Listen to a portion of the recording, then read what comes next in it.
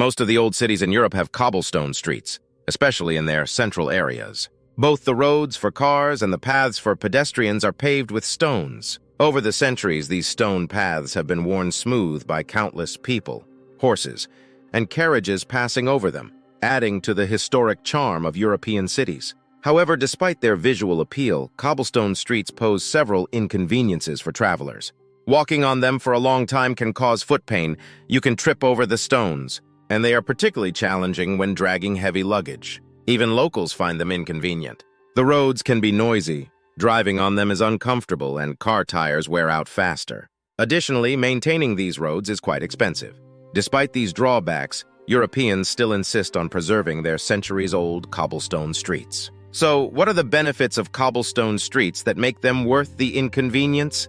The origin of cobblestone streets can be traced back to the Romans. The mighty Roman Empire began humbly as salt traders. As their trade network expanded, they built roads to transport salt. In the 4th century BC, as Rome grew richer from salt trade, they expanded these roads to facilitate rapid military movements and supply transport, covering them with flat stones. This is the origin of the famous saying, "All roads lead to Rome."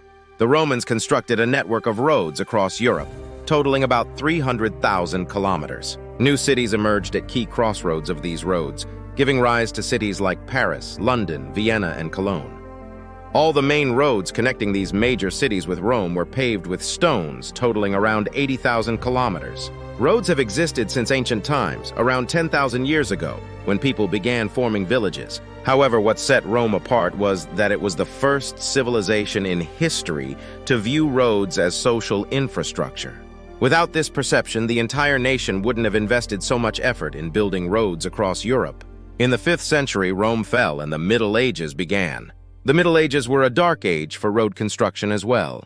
The road-building techniques developed by Rome over nearly 1,000 years quickly declined. Medieval Europe operated on a manorial economy where everything was self-sufficient within the manor. It was also a time of local feudal lords with significant power, who had little reason to interact with other regions, reducing the need for new roads. In fact, fearing enemy invasions, they even erased the remnants of Roman roads. As a result, lands outside the manors turned into vast forests, creating a terrifying world without roads or people. Stories like Hansel and Gretel, abandoned children in the woods, or Robin Hood, the outlaw in the forest, originated from this era.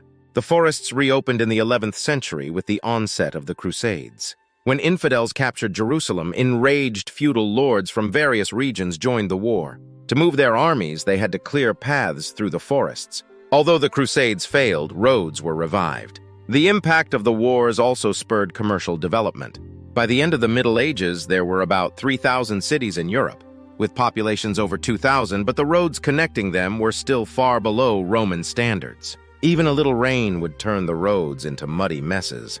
The real reorganization of European cities and roads began in the 16th century with the Renaissance. With the cultural revival, education increased, and human exchanges grew significantly, bringing carriages into prominence as a major means of transport. Flat roads became essential for carriages carrying many people and goods. In the 18th century, the Industrial Revolution led to an explosion in goods transportation, and advanced road paving methods were introduced in England and France. Paris, Rome, and London, which were quicker to adapt, paved their streets, even alleys with stones, and other European cities followed suit. Since these places had the highest concentrations of people and carriages, it made sense to prioritize road paving. The popularity of gravel as a paving material was due to two main reasons. It was cheap and readily available anywhere, and it was ideal for horses, the primary mode of transport at the time. Unlike sandy paths, cobblestones provided horses with a non-slip surface, enhancing stability. Additionally, the stones improved the traction of horses or horsepower. Thus, the standard size for paving stones was 4 inches, which fit perfectly with horses' hooves. By the mid-19th century, however, asphalt emerged as the king of road paving. First used in Paris, France, asphalt offered a comfortable ride and speed, quickly becoming the dominant material for roads. Many European cities replaced cobblestones with asphalt, following the trends and efficiency. But by the mid-20th century, many cities began removing asphalt and restoring cobblestone streets, especially in old town centers and squares, recognizing their benefits. The primary advantage of cobblestone streets in Europe is their ability to reduce vibrations, thus protecting ancient buildings. Similar to how gravel under railway tracks minimizes vibrations, cobblestones absorb and disperse vibrations, preventing damage to historic structures. Asphalt and concrete roads, on the other hand, transmit vibrations from fast-moving cars directly to buildings, causing potential damage. Cobblestones, however, absorb these vibrations and slow down traffic, minimizing their impact. This is the main reason Europe clings to its traditional cobblestone streets. The second reason is their aesthetic beauty. After World War II, when destroyed cities were rebuilt with asphalt, they were criticized for half-hearted restorations. The contrast between old buildings and new asphalt diminished the retro charm of historic cities. Europeans agreed that cobblestones, with their artistic beauty, should be preserved alongside old buildings. Recently, cobblestones with various patterns and textures have attracted more tourists, proving to be an economically wise choice as well. The third reason is pedestrian safety. Unlike smooth asphalt, the uneven surface of cobblestones forces drivers to slow down, enhancing pedestrian safety. The rough ride also deters drivers from using these roads, reducing overall traffic.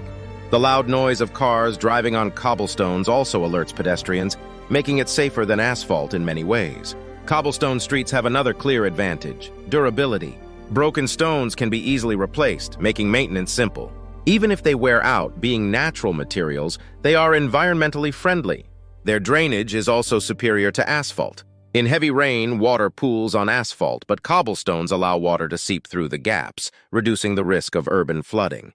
America, prioritizing efficiency, quickly replaced its few cobblestone streets with asphalt as soon as it was developed. Reflecting on our current society's preference for efficiency and intolerance of inconvenience, it's likely that we, too, would have chosen asphalt over cobblestones.